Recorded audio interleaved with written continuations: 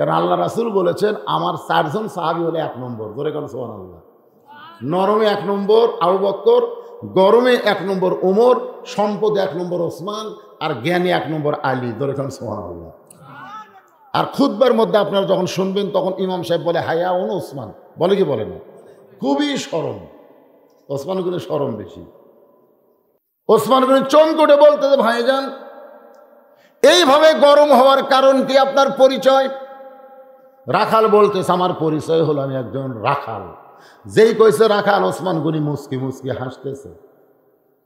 হাসার কারণ হলো রাখাল যারা হবে তাদের নরম থাকলে হবে না, তাদের গরম হওয়া লাগবে। রাখালি করা বোঝেন আপনারা? আপনি গরু ছাগল নিয়ে মাঠে ময়দানে রাখালি করতেছেন, পাশে একটা আবাদের দিকে আপনার গরু যাচ্ছে, আপনি যদি বলেন বাবা গরু, ও বাবা গরু, ওদিকে যাস না বাবা, গরু আপনার নরম কথা শুনবে। আর যদি বলে এই গরু, তাহলে আর এক ধাপ সামনে যা, গরু কিন্তু মানুষের চাইতে ভালো শোনে। ওই কাল্লা ঘোরা দেখে লাঠি ঘুমাচ্ছে, তখন গরু আবার ঘাসের দিকে চলে আসবে। আল্লাহ রাসূল বলেছেন প্রত্যেকটা অভিভাবককে আল্লাহ রাখালের দায়িত্ব দিয়ে দুনিয়াতে প্রেরণ করেছে, জোরে কোন সুবহানাল্লাহ। মসজিদের মধ্যে 3 জন মুসল্লি, জোরে কোন কয়জন? একটা আওয়ামী লীগ, একটা বিএনপি, আর একটা জামাত ইসলাম। কোনো হুজুর নাই। ঘড়ির দেখে নামাজের সময় হয়ে গেছে, এখন এই 3 জনে জামাত করবে কিভাবে? একটা আওয়ামী লীগ, একটা বিএনপি, আর একটা জামাত ইসলাম। এখন জামাত ইসলাম বলতেছে ভাই তোর দল এখন ক্ষমতাতে আছে, তুই সামনে যা। আওয়ামী লীগ বলতেছে মাঝে মধ্যে নামাজ পড়ি ভাই, কিন্তু পড়ানোর মতন যোগ্যতা আমার নাই। বিএনপি বলতেছে খুব বেশি পারলে আমি আকামত দিবার পারি, সামনে আমি যাই না। জামাত বলতে থাকে অলরাউন্ডার, যেটি থুবু সেটি আছে।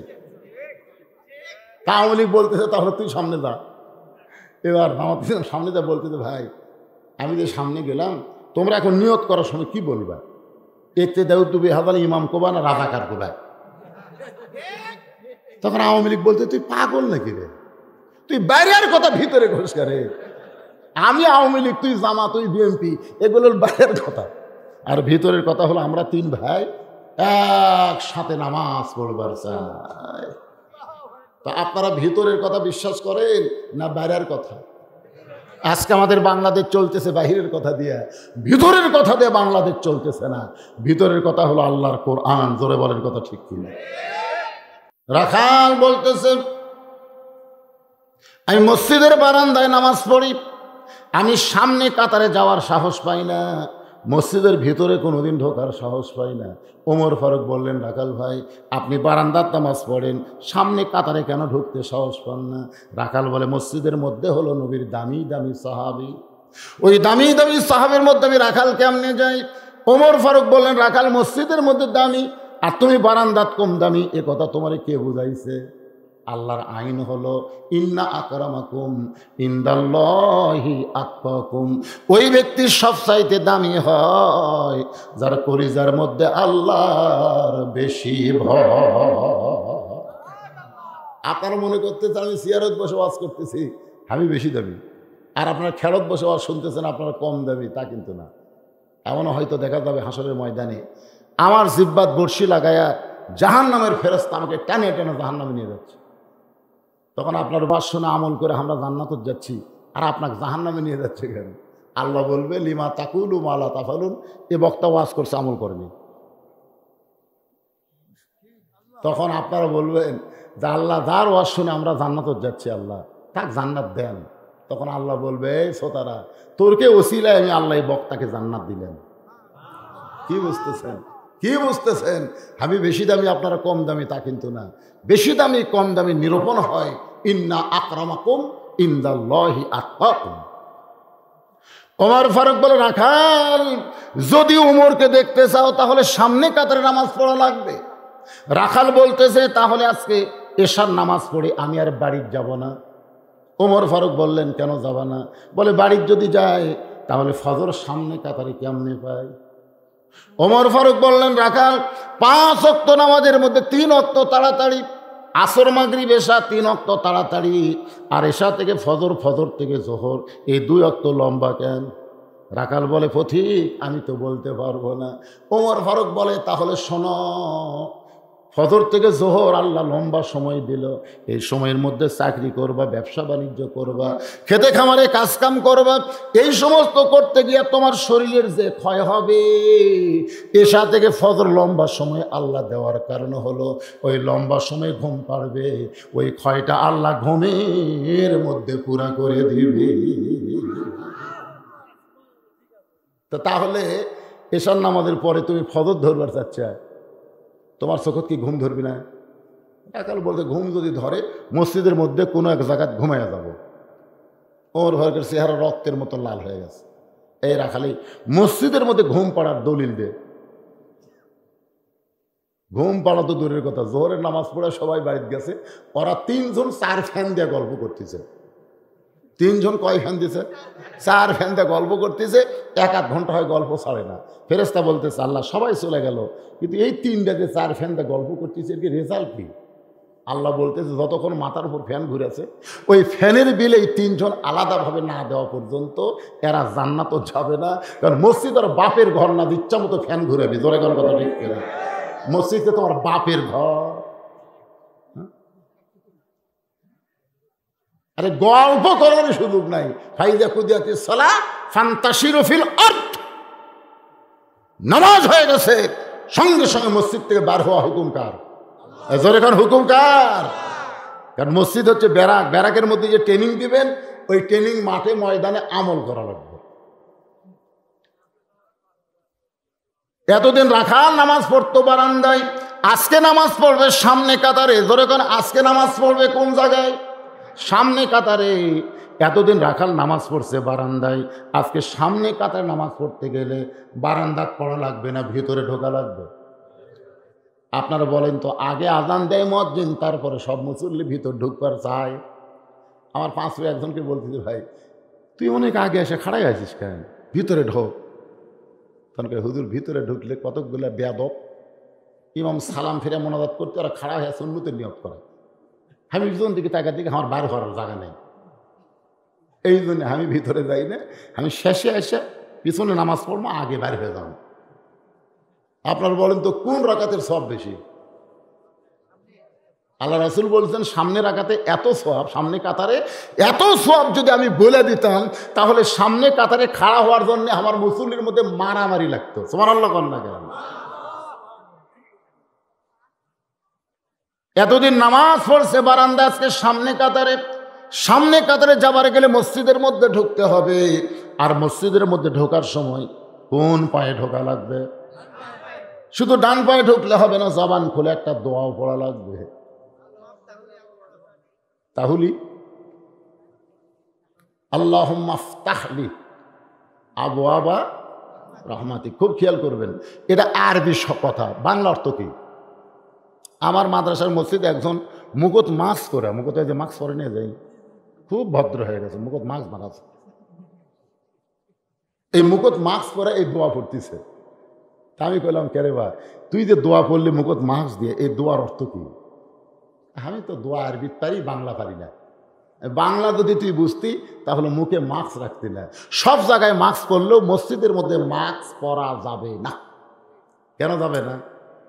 আল্লাহ কোরআনে বলেছেন ফালিয়াবুদু রাব্ব হাযাল বাইত আল্লাযী আত'আমাহুম মিন জু'ইন ওয়া আমানাহুম মিন খাউফ।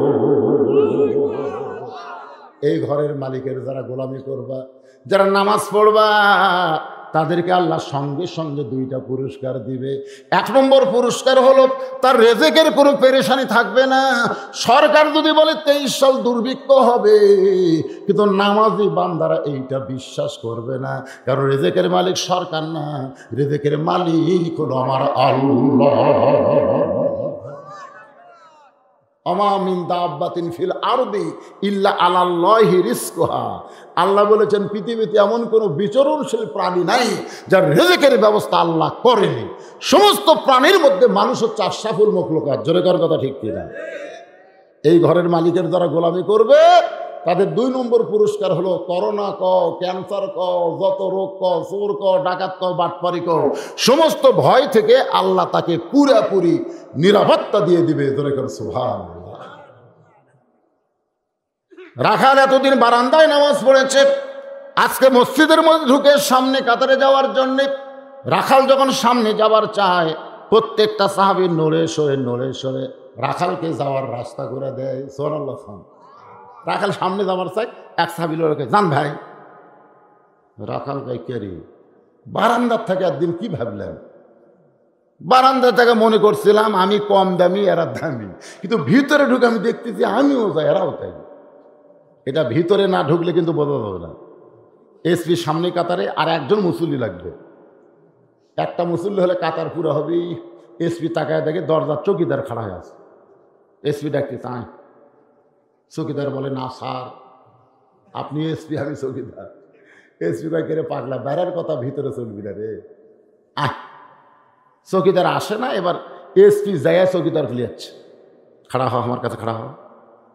কয় স্যার আপনার পিছনে আমার পায়ের গোড়ালির সঙ্গে গোড়ালি মিল করে দাঁড়ায়। করছে হুজুর আমি চৌকিদার। এই পাগলা, তুই চৌকিদার, আমি এসপির হলো বাইরের কথা, ভিতরের কথা হলো তুইও যা আমিও তাই। জোরে করো সুবহানাল্লাহ। চৌকিদার আর এসপি কাতারবদ্ধ হয়ে নামাজ পড়তেছে। সুবহানাল্লাহ কোন। রাখাল সামনে কাতারে মেহরাব বরাবর এসে, ফজরের আগে 2 রাকাত সুন্নত আছে না নাই?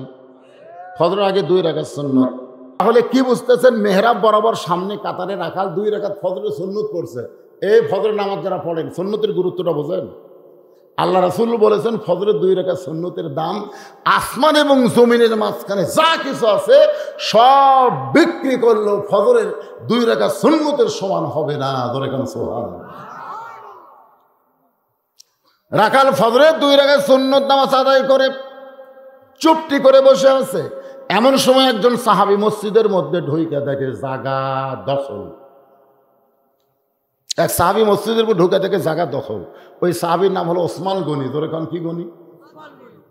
চিন্তা করতেছে আমি যে জায়গায় নামাজ পড়ি সেই জায়গা দখল হলো কি? আপনারা বলবেন তো মসজিদে কারোর নিজস্ব জায়গা আছে, কিন্তু ওসমান গনি কথা বলার পিছনে কারণ কি জানেন? আল্লাহ রাসূল বলেছেন আমি যখন ইমামতি করব, আমি বরাবর যিনি পিছনে নামাজ পড়বে তার নাম হলো আবু বকর। আবু বকর যখন ইমাম হবে, আবু বকর বরাবর পিছনে যে নামাজ পড়বে তার নাম হলো উমর। উমর যখন ইমাম হবে, উমর বরাবর পিছনে যে নামাজ পড়বে তার নাম হলো ওসমান। ওসমান যখন ইমাম হবে, ওসমান বরাবর পিছনে যিনি দাঁড়াবে তার নাম হলো আলী। আমার আলী যখন ইমাম হবে, আলী বরাবর পিছনে। আলী বরাবর পিছনে বলার পরে রাসূল কারো নাম বলেন না। সাহাবেরা বলে রাসূল আল্লাহ, হযরত আলী যখন ইমামতি করবে আলী বরাবর পিছনে কে দাঁড়াবে? রাসূল বললেন মা ইয়ান্তিকু আনিল হাওয়া ইন হুয়া ইল্লা ওয়াহয়ুহা। আমি নবী বলতে পারবো না যতক্ষণ আল্লাহ তাআলা আমাকে না বলায়। এই কথার দ্বারা রাসূল বুঝাইলেন আলী পর্যন্তই হলো খোলাফায়ে রাশেদা। জোরে কর না সুবহানাল্লাহ। তাহলে ওমর ফারুক যখন ইমামতি করবে, ওমর বরাবর কে দাঁড়াবে? জোরে কোন কে দাঁড়াবে? কিন্তু আয়েশা দেখে জায়গা দখল। ওসমান গনি তাকায় দেখে রাখালের পাশে একটু ফাঁকা জায়গা আছে। ওই ফাঁকা জায়গার মধ্যে ওসমান গনি 2 রাকাত সুন্নত নামাজ আদায় করেছে। 2 রাকাত সুন্নত নামাজ আদায় করার পরে 3 বার রাখালের দিকে তাকাইছে। জোরে কোন কয়বার? খুব খেয়াল করেন, 3 বার। কিতাবের মধ্যে আছে প্রথমবার তাকাতেই রাখাল, দ্বিতীয়বার যে তাকাছে হামাগুড়ি দিয়ে উঠছে, তৃতীয়বার যে তাকাছে এই মিয়া বারবার আমার দিকে কি দেখো মিয়া। ওসমান গনি চমকে উঠছে। হয়তো আপনারা বলবেন হুজুর, আমার তো গরু ছাগল নাই, আমি কিসে রাখালি করবো? আপনি চোখ বন্ধ করে দেখেন আছে, দেখেন আছে। আপনার বাড়িতে 45 বছর একটা গাভী আছে। 45 বছর একটা কি আছে? গাভী আছে। আপনার বাড়িতে 22 বছর একটা আইডিয়া আছে। চোখ বন্ধ করে দেখেন 17 বছরের একটা বকনা আছে। গাভী হচ্ছে আপনার বউ, আইডিয়া হচ্ছে আপনার বেটা, আর বকনা হচ্ছে আপনার মেয়ে। এই 3 জনের উপরে রাখালি করার দায়িত্ব আপনার আছে না নাই? জোরে করে আছে না নাই? তাহলে 3 জনের উপর যদি রাখালি করবার চাই, রাখালি কেমনে করবেন? রাখালি কেমনে করবেন? আপনার ছেলেটা এমন একটা ফুল প্যান্ট পরছে, এমন একটা ফুল প্যান্ট পরে ঘুরে বেড়ায়, ওটা কোনোদিন বসে পেশাব করা যায়? আপনি জানেন এইরকম ফুল প্যান্ট পরলে বসে পেশাব করা যায় না। সেই ফুল প্যান্ট পরে আপনার ছেলে সকালে বের হয়ে গেছে, সন্ধ্যার সময় যখন বাড়িতে আসলো, আপনার রাখালি করার নিয়ম কি এরকম? আরে বাজান, তুই যে সকালবেলা বাড়ি থেকে গেলি, সন্ধ্যার সময় বাড়িতে আসলি, তুই কি একবারও পেশাব করিসনি? তোমার ছেলে তো বলবে আব্বু পেশাব করছি। তো কেমনে করলি আমাকে একটু দেখাতো। এটা রাখালি, তুই কেমনে করলি? আব্বা এটা করে তো বসা যায় না, এটা খাড়া হয়ে মারা লাগে। বাপ বলতেছে খাড়া হয়ে পেশাব করলে পেশাব জীবনেও নিংড়ে না। পেশাব জীবনে কি হয় না? নিংড়ে না। নিংড়া বোঝেন না? সব পেশাব শেষ হয় না। তো তোর পেশাব থাকতে থাকতেই তুই যে সেল লাগালু, তারপরে টপ টপ করে পেশাব দেওয়া তোর যে আন্ডার ওয়েল ভিজে গেল। তুই ছোটো থাকতে পেশাব করলে প্যা করে কান্দে উঠত রে, তোর মা দৌড়ে যায় পেশাবের তেনা টান দিয়ে তোর পাশা মুছে আবার নতুন একটা কাপড় দিত। ছোটোবেলায় পেশাব তুই সহ্য করে পারিসনি, প্যা করে কান্দিছু, এখন সেই পেশাবলা সারাদিন তুই ঘুরে বেড়ালো, তোর যন্ত্রের দ্বারা পেশাব শুকে গেল। পেশাব শুকে গেলে কি হই পাগলা, ওই জায়গা শুক্র কীট হচ্ছে জানিস, ওই জায়গা জার পয়দা হয়ে তোর পেশাবের স্যাদ দিয়ে ভিতরে ঢুকে তোরটা যে বালিয়া মাছের মতন হবি বাজার। তুই ইন্ডিয়াল হারবাল খাবু, কলকাতা হারবাল। হাসতেছেন হাসতেছেন। বেটা বিয়ে করাবি না, আইডিয়া বিয়ে করবি, কিন্তু বউ ওভার ডিউটি মারবি, জানেন আপনি? বিয়ে করে থেকে সকালে মালুসার যাবো, এর বউ থেকে টাটকা বউ থেকে তুই মালুসার যাবো কে? তোকে আমি চিনি না।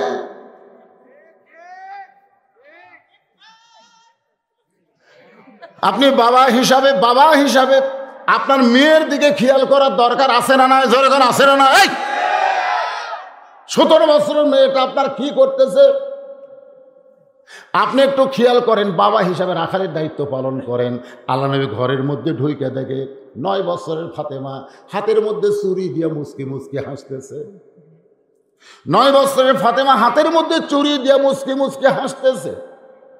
সঙ্গে সঙ্গে নবী আর ঘরের মধ্যে ঢুকলেন না, নবী বারান্দা দিয়ে কান্না শুরু করলেন। ফাতেমা চমকে গেল, যে বাবা ঘরের মধ্যে ঢুকে আমাকে মা মা বলে আদর করে, সে বাবা কেন ঘরের মধ্যে ঢুকলো না? বারান্দায় গিয়ে দেখে নবীর চোখ দিয়ে দর দর করে পানি পড়তেছে। ফাতেমা বলে, বাবা কি দুঃখ নিয়ে এমন করে কাঁদতেছেন? রাসূল বলে, ফাতেমা যে দুনিয়াতে সাজবে মা, আল্লাহ তার আখিরাতের শ্বাস কমায়া দিবে। বেশি রাখালি করা লাগছে?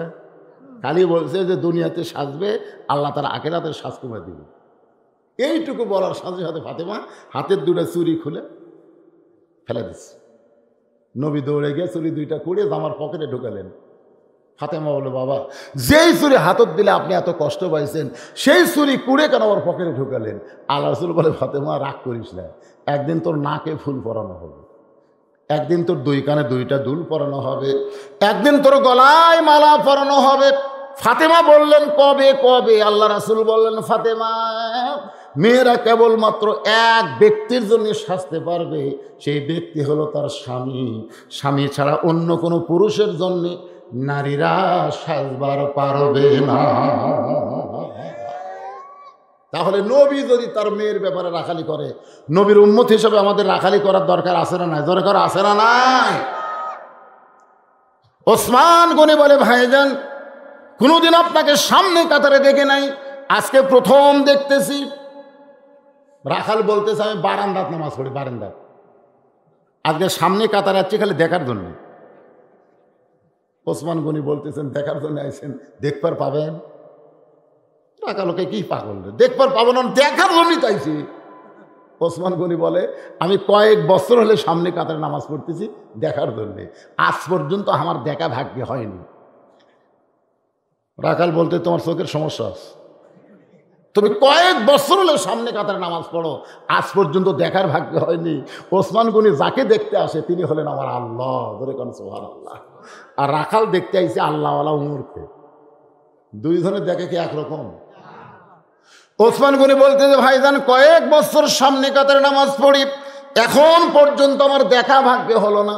রাখাল বলতেছে, তাহলে তুমি আমার হাত ধরো, তুমি আমার হাত ধরো, কয়েক বছর ধরে তুমি এই বিপদে আছো, তুমি আমার হাত ধরো, আমি নিজেও দেখবো এবং তোমাকে দেখে দেবো রে।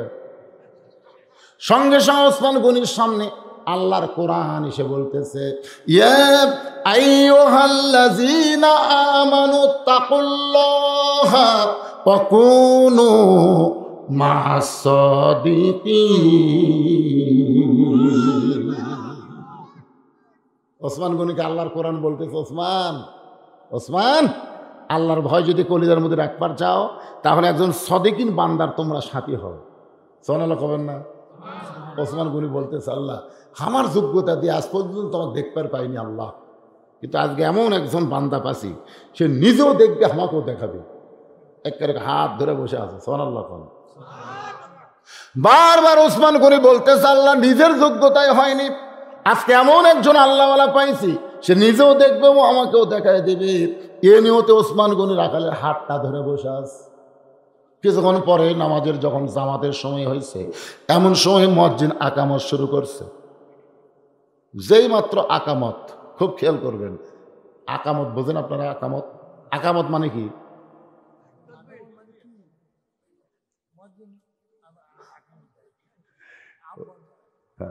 আজান মানে আহ্বান, আকামত মানে আর একটা।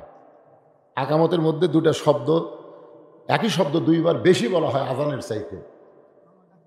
কাদ কামাতিস সালাহ, কাদ কামাতিস সালাহ। নামাজ খাড়া হয়ে গেছে, নামাজ দাঁড়িয়ে গেছে। এরপরে দেখবেন কতগুলো বেয়াদব সিয়ারত বসে থাকে। জোরে কর কথা ঠিক না? থাকে না এরকম? হেলান দিয়ে বসে থাকে। ফেরেশতাকে আল্লাহ, এই নবাবজাদা কে? তুমি কইছা কুমুলিল্লাহি কানিতিন। তোমার মতন বাদশা, তোমার মতন আল্লাহর ঘরতে সে সিনা টান করে হেলান দিয়ে সিয়ারত বসে আসা।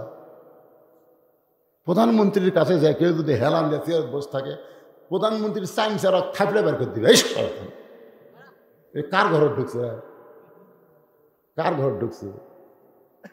প্রধানমন্ত্রীর ঘর যা কেউ বসে থাকা দেখছে? প্রধানমন্ত্রী আসা মাত্র আর বসে থাকে, কথা কর না কেন? ন্যাংরা হলেও খাড়া হবি রে, একজনের বগল ধরে খাড়া হবি। ওরে বাবা প্রধানমন্ত্রী, তো প্রধানমন্ত্রীর ঘরত গেলে তুমি খাড়া হও। আর মসজিদ কার ঘর? ওই ঘরত গেলে কি আল্লাহ তোমাকে দেখে না? তুমি আল্লাহর সামনে দাঁড়াবা। আল্লাহ বলেছেন কুম, দাঁড়াও লিল্লাহে, আল্লাহর জন্য কানিতিন, আনুগত্য নিয়ে দাঁড়াও। তুমি 5 ফিট বাজারে 10 টাকার ব্যাগ নিয়ে তুমি বাজার করো, তুমি অটো ভ্যানে 10 টাকা দেওয়ার ভয়ে হেঁটে হেঁটে তুমি কোচাত আসো, আর মসজিদ ঢুকাই তুমি চেয়ার খোঁজো। তুমি যে আল্লাহর সঙ্গে ঠাট্টা করতেছো, এটা জনগণ না বুঝলেও আল্লাহ বুঝতেছে। ধরে করে কথা কর না কেন? যে মাত্র মুয়াজ্জিন আকামত শুরু করেছে, এমন সময় হযরত ওমর মেহরাবের মধ্যে ঢুকেছে। সুবহানাল্লাহ।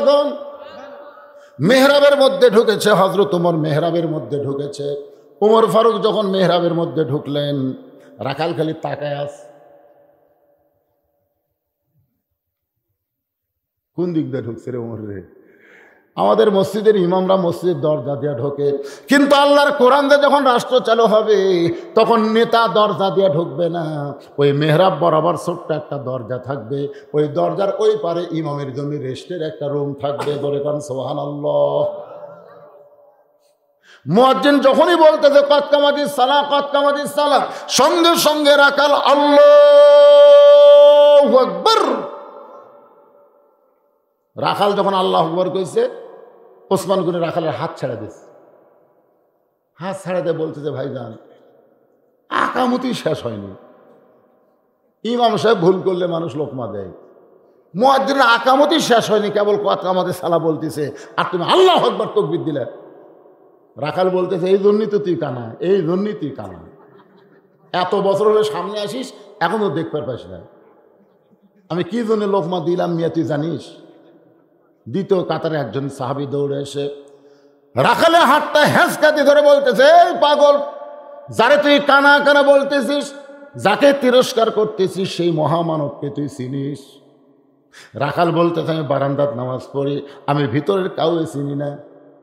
সাহাবী বলতেছে, পাগল রে, তুই যারে কানা কানা বলতেছিস সে হলো আল্লাহর নবীর ডবল জামাই ওসমান গনি। রাখাল ছোট বাচ্চার মতন কান্দে, চিল্লায় বলতেছে, এই জন্যই বারান্দায় নামাজ পড়ি, ভিতরের দামি দামি সাহাবীর মধ্যে আমি রাখাল কেমনে দাঁড়াই, কিন্তু ওই পথিক আমার সর্বনাশ করছে। ওমর ফারুকের দিকে আঙ্গুল তুলে রাখাল বলতেছে, ওই পথিক আমার সর্বনাশ করেছে। ওই পথিক আমারে কয়েছে, ওমরকে যদি দেখবার চাও তাহলে সামনে কাতারে দাঁড়াইও। শুধুমাত্র হযরত ওমরকে দেখার জন্যে আজকে বারান্দা থেকে সামনে কাতারে আইছে ভাই, কিন্তু মেহরাবের মধ্যে ওমরের জায়গায় যদি পথিককেই দেখতে পাই তাহলে তোমরাই বলো, লোকমা দেওয়া ছাড়া তোমার উপায় নাই। আমি আল্লাহু আকবার লোকমা দিয়ে ওই পথিককে ওই জায়গা থেকে সরায় দিব।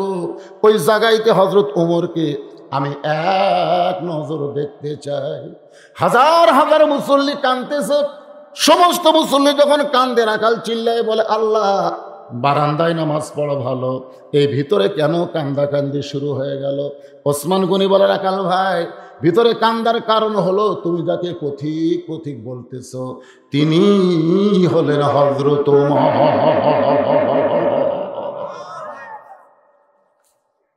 গাছের গোড়া কাটলে গাছটা যেমন ঠাস করে পড়ে যায়, রাখাল তেমনি মেহরাবের মধ্যে পড়ে কাটা মুরগির মতন ছটফট করে।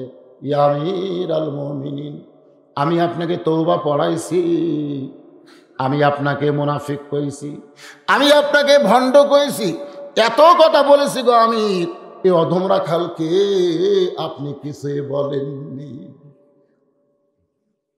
সমস্ত সাহাবীরা চিল্লায় বলে, এই পাগলা কে রে? এই কে রে? কারে তওবা পড়াইছে? কারে মুনাফিক কইছে? কারে ভণ্ড কইছে? সমস্ত মসজিদের সাহাবীরা যখন চিৎকার দেয়, ওমর ফারুক তখন জোড়হাত করে বলতেছে, আতিউল্লাহ আতিউর রাসূল আউলিল আমরি মিনকুম, আল্লাহর আনুগত্য করো, রাসূলকে অনুসরণ করো। আমি যদি তোমাদের আমির হই, তোমরা কি আমাকে মানো? সাহাবীরা বলে, 100 বার মানি। বলি, আপনি ইমাম, আমরা মুসল্লি। তাহলে যে লোকটা আমাকে তওবা পড়াইছে, যে লোকটা আমাকে মুনাফিক কইছে, ভণ্ড কইছে, এর বিচার হবে, অবশ্যই বিচার হবে। আর এই বিচার বাংলার আইন দিয়ে হবে না, এই বিচার হবে আল্লাহর কোরআন দিয়া। ধরে কর সুবহানাল্লাহ। আমি আর বিচার করব? আমাক তওবা পড়াছে, আমাক মুনাফিক কইছে, আমাক ভণ্ড কইছে, বিচার ছাড়াই মসজিদ থেকে বাড়াবে? এই বিচার তোমরা কোরআন দিয়ে কারা কারা দেখতে চাও? সমস্ত সাহাবীরা 2 হাত তুলে বলতেছে, আমিরুল মুমিনিন, আমরা দেখবার চাই। তো তোমরা দেখবা কি নামাজের আগে না নামাজের পরে? সাহাবীরা বলতেছে, আকামত যখন হয়ে গেছে, আগে নামাজ। নামাজের আগে কোনো কাজ করা যাবে না, আগে নামাজ তারপরে কাজ। জোরে কোন কথা ঠিক কিনা? একটা গান আমরা ছোট্ট বাচ্চার মুখে শুনিনি, কাজকে বলো কি আছে? নামাজ আছে। দোতলা মসজিদ করবি, কেবা দোতলা কেন? এত মুসল্লি হুজুর, আর জায়গা হচ্ছে না। এতই মুসল্লি, জায়গা হচ্ছে না। তো ফজরের খবর কি? এক কাতারে হয় না। জোহরের খবর কি? কাজ কামের দিন, মানুষ আসে না। হুজুর আসরের খবর কি? সব 5 ফিট হাটত গেছে। মাগরিবের খবর কি? কোনো মতে এক কাতার। এসার খবর কি? ফজর এসাও তাই। তাহলে দোতলা করবো কেন? ওই যে হুজুর জুম্মার দিন সবার শেষে আসা, আগে যায়, ওই শালাকের জন্য দোতলা করা লাগতেছে। ওই শালা কিন্তু আমাদের এলাকার খারাপ কথা না। আমার বাপের তো কোনো মেয়ে নাই, 4টা আমরা ভাই। আমি দেখছি অনেক শালা যখন দুলা ভাইয়ের কাছ থেকে 100 টাকা 200 টাকা নেয়, তখন আমি কইতাম, আল্লাহ, আমার যদি একটা দুলা ভাই থাকতো, আমি শালা হয়ে টাকা খসাতাম। শালা হওয়ার মধ্যে একটা মজাও আছে, তোর কোনো আছে না নাই? তাহলে জুমার দিনে সবার শেষে আসা আগে যায়, ওরা কিন্তু মুসল্লি না, ওরা হলো শালা। ধরে কোন ওরা কি কথা কন না? আপনাদের কচুয়া মসজিদে যারা শেষে আসে আগে যায়, এরা কিন্তু মুসল্লি না, এরা হলো শালা। ধরে করে এরা কি কথা কন না? এরা হলো শালা। আমাদের বাংলাদেশের ভাষায় শালা, আর আল্লাহর ভাষায় হলো ফাওয়াইলুল লিল মুসাল্লিন। এরা মুসল্লি না। জুমার নামাজ যারা পড়ে, এদেরকে আল্লাহ হাসরের ময়দানে একটু ঠাট্টা মশকরা করার জন্য বলবে, এই জুম্মা পাটি, রে জুম্মা পাটি, আমি আল্লাহ তোদের জান্নাত দিয়ে দিলাম, যা। তখন যারা খালি জুম্মা নামাজ পড়ে, এরা জান্নাতে মারবি দৌড়। যা দেখবে জান্নাতের দরজার বিশাল একটা তালা। তো বলতেছে, আল্লাহ, আপনি আমাকে জান্নাত দিলেন, এত বড় তালা কেন? আল্লাহ কাছে চাবি তোরকে কাছে আছে, খুঁজে দেখ। তখন জুম্মা পাটি খুঁজে দেখবে একটা চাবি আছে। ওই চাবি নিয়ে তালার মধ্যে ঢুকবি ঠিকই, কিন্তু ঘুরবি না। ঢুকিছে কিন্তু ঘরে না। আল্লাহ ঢুকছে ঠিকই ঘরে না। আল্লাহ কয় পাগলা, ওটা ঘুরবার গেলে 5টা দাগ থাকা লাগবে রে। দেখতো চাবি বাইর করে দাগ আছে।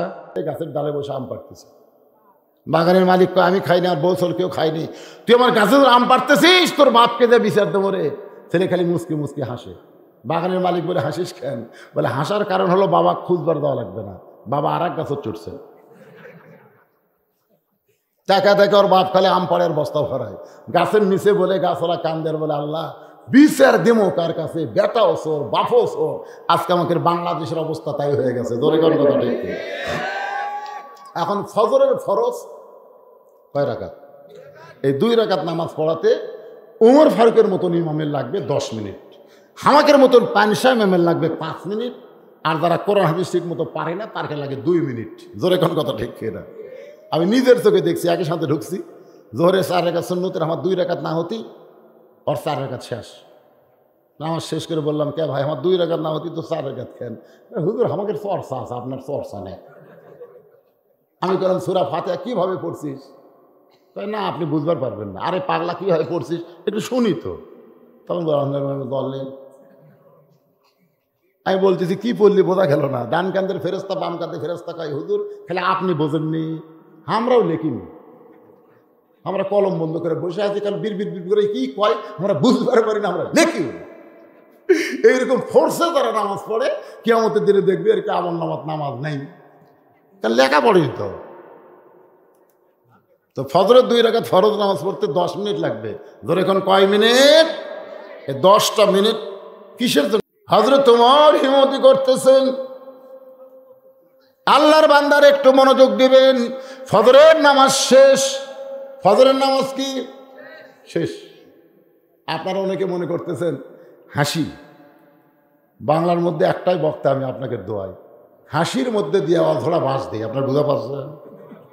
বর্তমানে চিল্লা চিল্লি করে ওয়াজ করলে ওই ধরা খাবে। আপনারা বলেন তো, যারা হুন্ডালিতে শরীরতে বাস খায়নি, এখন বাস খায়নি। হ্যাঁ, এখন আসেন, ফজরের নামাজ শেষ। ফজরের নামাজ শেষ, 2 ওয়াক্ত নামাজের সালাম ফিরে নবী সাহাবীর দিকে মুখ ঘুরাই।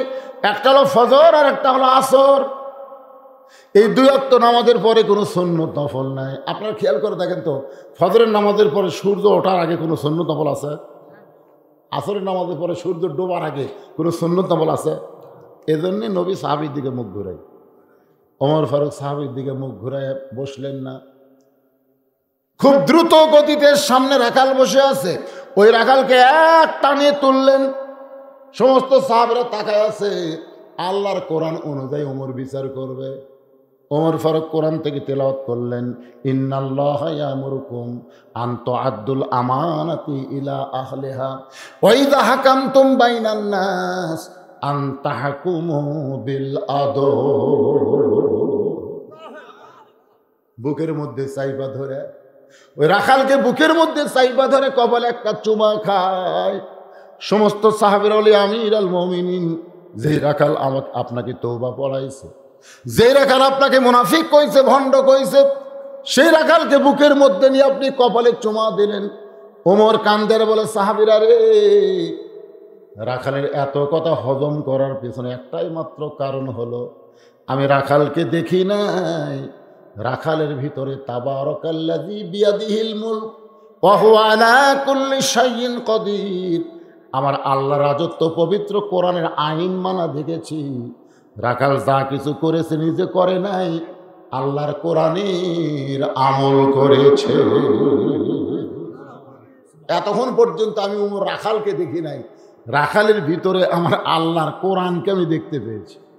আর শুধুমাত্র কোরআনকে দেখার জন্য ছদ্মবেশে আমি রাখালের এত কথা হজম করেছি।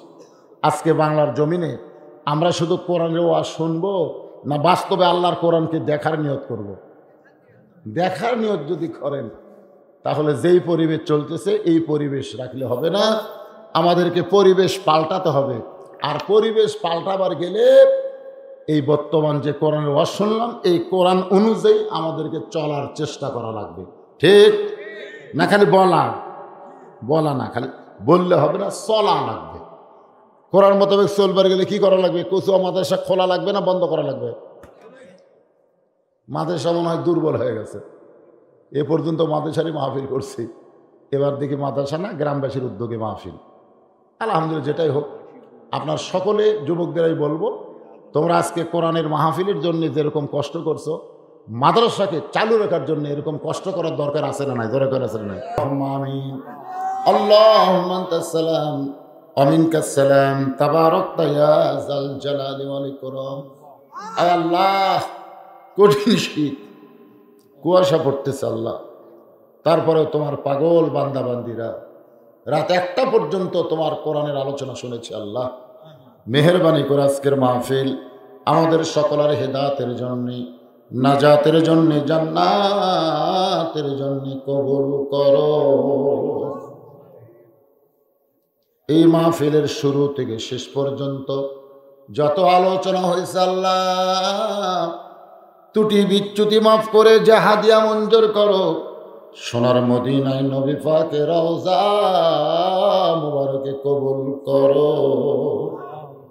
তামাম আম্বিয়ায়ে কেরাম, আসহাবে কেরাম, তাবেঈনে কেরাম, তাবা তাবেঈনে কেরাম, তামাম পৃথিবী মাটির নিচে যত মুমিন মুমিনা শুয়ে আছে আল্লাহ, সকলের আরওয়াফে হাদিয়া কবুল করো আল্লাহ। আমরা যারা হাত তুলেছি আল্লাহ, আমাদের জনম দুঃখনী মা, ছোট্ট একটা নাম মা, যাদের কবরে চলে গেছে আল্লাহ, মায়ের কবর জান্নাতের টুকরা বানাও। আমাদের মা যাদের জীবিত আছে, এই নিয়ামতকে আল্লাহ সুস্থতার সাথে হায়াত বাড়ায় দাও আল্লাহ। আমি সহ আমরা যারা বাবা হারা ইতিম হয়ে গেছে আল্লাহ, মেহেরবানি করে বাবার কবরকে জান্নাতের টুকরা বানিয়ে দাও আল্লাহ। আমাদের দাদা দাদি, নানা আত্মীয় স্বজন, শ্বশুর শাশুড়ি যাদের কবরে গেছে আল্লাহ, কবরবাসীদের তুমি মাফ করে দাও। আয় আল্লাহ তাআলা, যেই গ্রামের যুবকেরা ইচ্ছা করলে খেলাধুলা করে টাকা নষ্ট করতে পারত, আয় আল্লাহ তাআলা অন্য কোনো বেহুদা কাজে তারা নষ্ট করতে পারত, কিন্তু সেই সোনার যুবকেরা আজকের এই কোরআনের জান্নাতের বাগান লাগাইছে আল্লাহ। যুবকদের জন্য প্রাণ খুলে আমরা দোয়া করব আল্লাহ, তাদের সকলকে 5 ওয়াক্ত নামাজি কবুল করে নাও। এই যুবকদেরকে ঈমান ইসলামের জন্য, জান্নাতের জন্য আল্লাহ কবুল করো। এই যুবকদের মধ্যে কেউ চাকরি করে, কেউ ব্যবসা করে, কেউ খেতে খামারে কাজ কাম করে, এমনকি কেউ দিন মজুর হাজরা খাটে আল্লাহ। সকল যুবককে তুমি রহমতের চাদরে কবুল করে নাও আল্লাহ।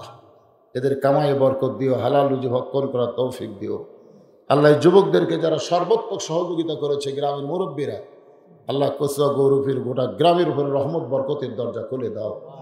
প্রত্যেক বছর এই যুবকেরা এমন করে কোরআনের একটা বাগান যেন লাগাতে পারে, এই তৌফিক, এই ইমানি শক্তি এই যুবকদেরকে দান করে দাও আল্লাহ। এই যুবকদের সমিতির সভাপতি, সহসভাপতি, সেক্রেটারি, কেশিয়ার সদস্য, দাতার সদস্য আল্লাহ, সকলকেই জান্নাতি কবুল করে নাও। আমার পর্দার অন্তরালের মা বোনের আবেদা সালিহা পর্দানসী কবুল করে মা ফাতেমার চরিত্র দান করে দাও। আমি অসুস্থ, আমার মতো যারা অসুস্থ হাত তুলেছে আল্লাহ, সুস্থতার নিয়ামত দান করো। কে কোন নিয়তে হাত তুলেছে আল্লাহ, সকলের নেক নিয়ত নেকাশা কবুল করো। আজকের মাহফিলের সম্মানিত সভাপতি আলহাজ জাহিদুল ইসলাম ভাই আমার কবুল করো। আজকের মাহফিলের সহসভাপতি, আজকের মাহফিলের প্রধান অতিথি, বিশেষ অতিথি, আজকের মাহফিলের সুদী জান আলেম ওলামা, হাফেজ কারি, ইমাম মুয়াজ্জিন, আজকের মাহফিলে মুরব্বী, যুবক, কচি কাঁচা আল্লাহ, সকলকেই তুমি কবুল করে নাও আল্লাহ। আমার এই এলাকার, আমি ছোট্ট থেকে বড় হয়েছি আল্লাহ, সবাই আমাকে জানে, চেনে, তারপরেও আমার আলোচনা শোনার জন্য আজকের প্যান্ডেল পরিপূর্ণ হয়ে গেছে আল্লাহ। আমি ঋণ শোধ করতে পারবো না। পৃথিবীর যেখানে আমার আওয়াজ যায়, আমার কাহালো পাঁচফিরের কথা আমি বলতে ভুল করি না আল্লাহ। আল্লাহ, আমার এলাকার মানুষের আমার জন্য অত্যন্ত দোয়া করে, যার কারণে আজকে কোরআনের ফাঁকি হিসাবে গোটা বাংলাদেশ আমাকে কবুল করেছে আল্লাহ। আমি একজন পাপী হয়ে, নিকৃষ্ট মানুষ হয়ে দোয়া করি, আমার এলাকার মানুষদের প্রতি আল্লাহ তুমি রহমত বরকতের দরজা খুলে দাও আল্লাহ। সকলকে মিলেমিশে বসবাস করার তৌফিক দাও। কত মানুষের জানাজার নামাজ আমরা আদায় করেছি, এই 2 হাত কত কবরে আমরা মাটি দিয়েছি। একদিন আমরা সবাই মারা যাব, যেদিন আমাদের মৃত্যু হবে আল্লাহর কাছে বলে, দিনটা যেন জুমার দিন হয়, মাসটা যেন রমজান মাস হয়, ইমানের সাথে, ইজ্জতের সাথে এই দুনিয়া থেকে যেন আমরা বিদায় নিতে পারি। আল্লাহ কবুল করো আল্লাহ। কচুয়া মাদ্রাসাকে তুমি কবুল করো আল্লাহ। এই মাদ্রাসাকে এই গ্রামের জন্য আলোকিত বাতি হিসাবে কবুল করে নাও। সবাই মিলেমিশে মাদ্রাসার মহব্বতে মাদ্রাসার হিতাকাঙ্ক্ষী যেন হতে পারে এই গ্রামের সবাইকে আল্লাহ তুমি কবুল করে নাও। আল্লাহ 4টা মসজিদে 5 ওয়াক্ত নামাজ জামাতের সঙ্গে যেন আদায় হয়। 2টা জুম্মা মসজিদকে আল্লাহ তুমি কবুল করো। সুবহান রাব্বিকা রাব্বিল ইজ্জাতি আম্মা ইয়াসিফুন ওয়া সালামুন আলাল মুরসালিন ওয়ালহামদুলিল্লাহি রাব্বিল আলামিন। ওয়াজাল আখিরা কালিমাতুনা ইনদাল মাউতি লা ইলাহা ইল্লাল্লাহু মুহাম্মাদুর রাসূলুল্লাহ।